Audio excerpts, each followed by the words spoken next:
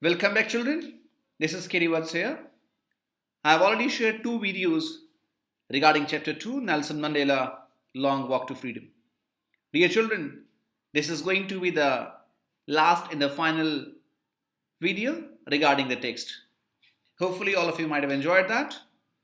Let us come to the concluding part, which we have to begin right now. Dear children, in the previous videos, we discussed about that what Mr. Mandela, how he was thanking his comrades who sacrificed themselves. In this video, I will share with you that how he was talking about his obligations. He said, this is very important. You need to underline that. In life, every man has twin obligations. Obligation to his family, to his parents, to his wife and children, and he has an obligation to his people, his community, his country. I hope all of you would agree to Mr. Mandela that yes, these obligations are always there.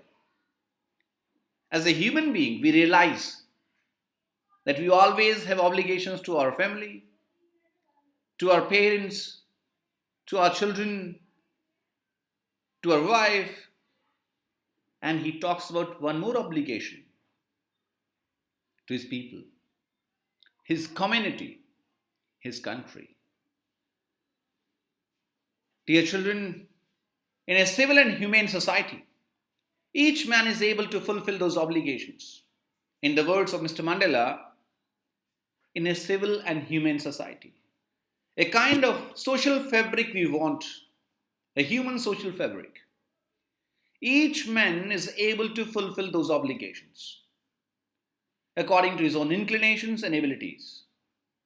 But in a country like South Africa, he says, dear children, that in a human society, in a humane society, to be very correct, each man is able to fulfill those obligations according to his own inclinations, his own potentials. But in a country like South Africa, it is almost impossible for a man of my birth and color to fulfill both of his obligations. He is very sad to say here that in a country like South Africa, it was not possible. It was not possible for a man, for a black individual of his birth and his color to fulfill both of those obligations. He could not fulfill his duties. And why? He adds further. In South Africa, a man of color who attempted to live as a human being was punished and isolated, dear children. Can you imagine? In such a social fabric, a man of color, the kind of discrimination which was done on the basis of color, who attempted to live as a human being, who tried his level best to be a human, he was punished. He was isolated. He was tortured. I don't imagine what kind of society that might be. In South Africa, a man who tried to fulfill his duty to his people was inevitably ripped from his family and his home and was forced to live a life apart.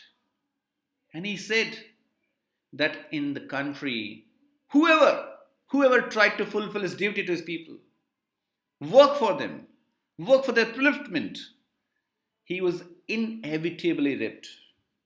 He was inevitably ripped from his family, was taken away from his family, from his home, and was forced to live a life apart.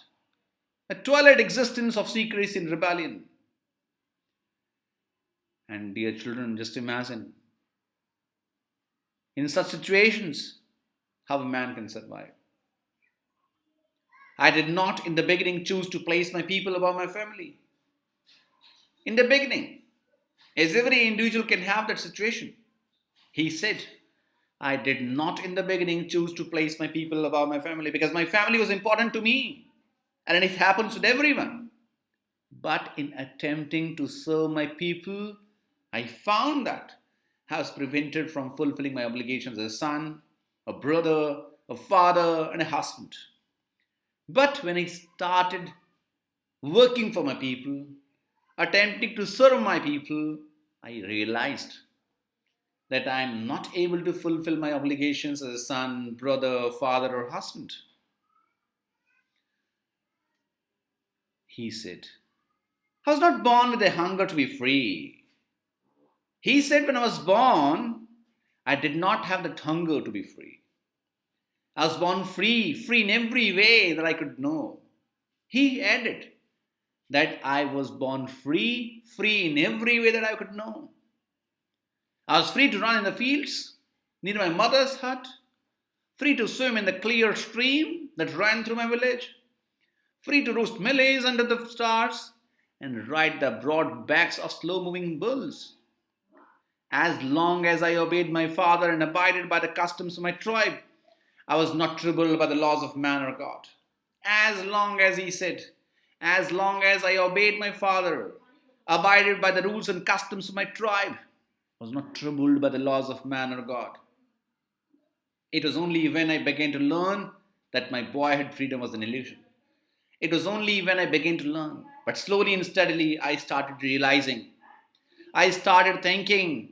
I came to know that my boyhood freedom was an illusion. That my boyhood freedom was an illusion. When I discovered as a young man that my freedom had already been taken from me. And why it was an illusion?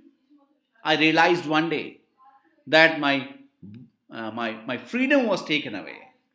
It has been taken away from me as a young man, that I began to hunger for it. At first, as a student, I wanted freedom only for myself.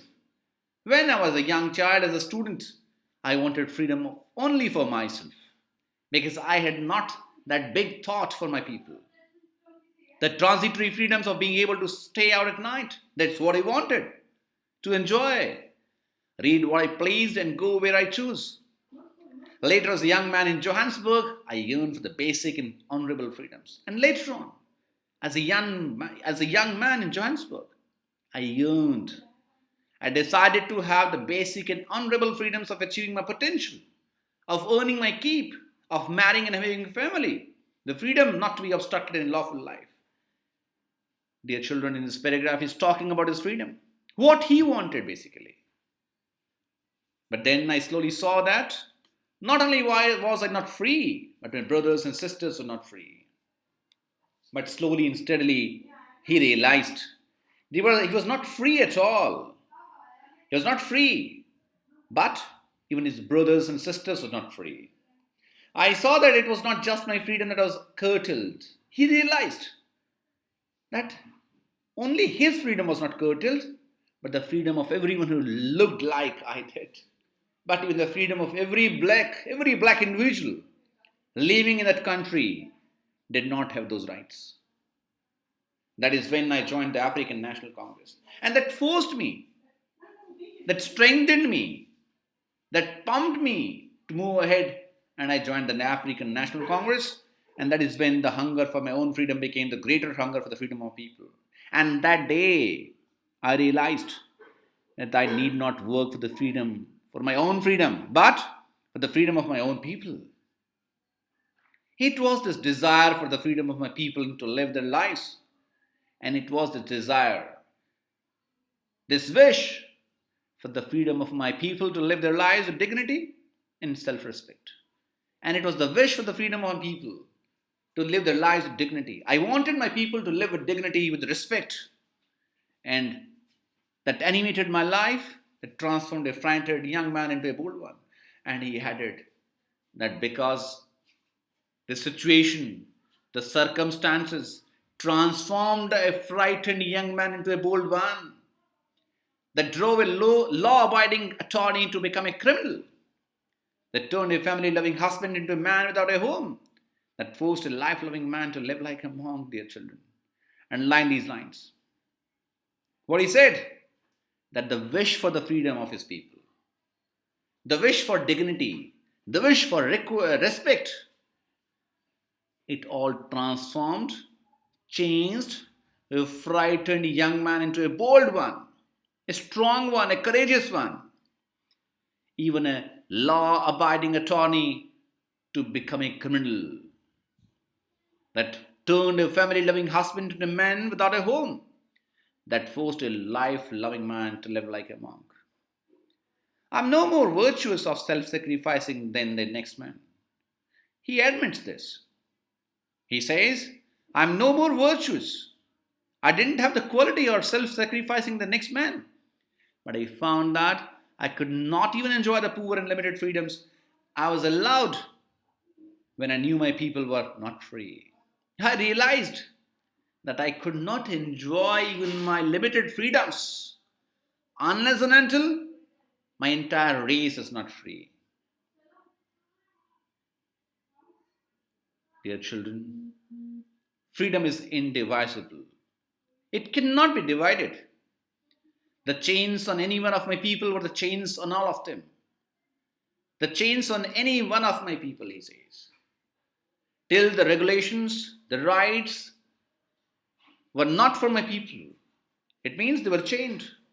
The freedom was not for them. And when the freedom was not for them, they were chained. The chains were then and there on Mr. Mandela too. That's why he said that freedom cannot be divided.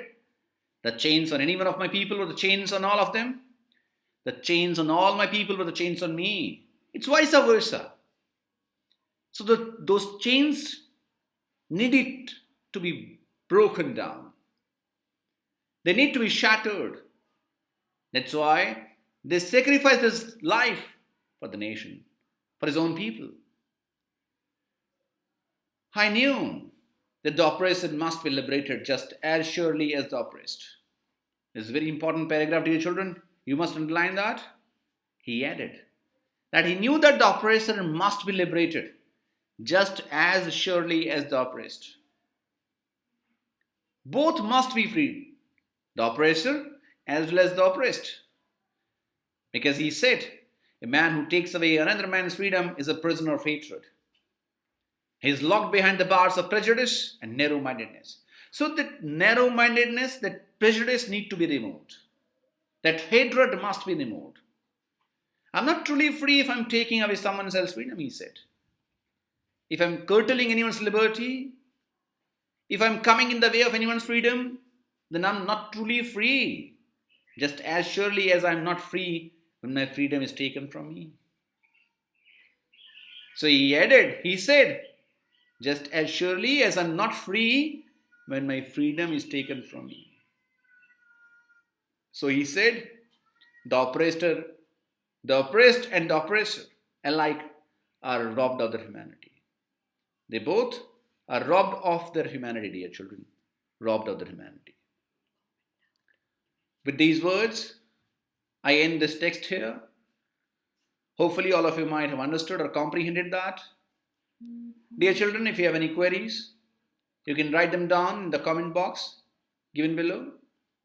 I expect some kind of suggestions from your side. Hopefully you enjoyed that. Till then, take your time, read it carefully, try to comprehend that, and I will come back with another video. Till then, goodbye. Thank you.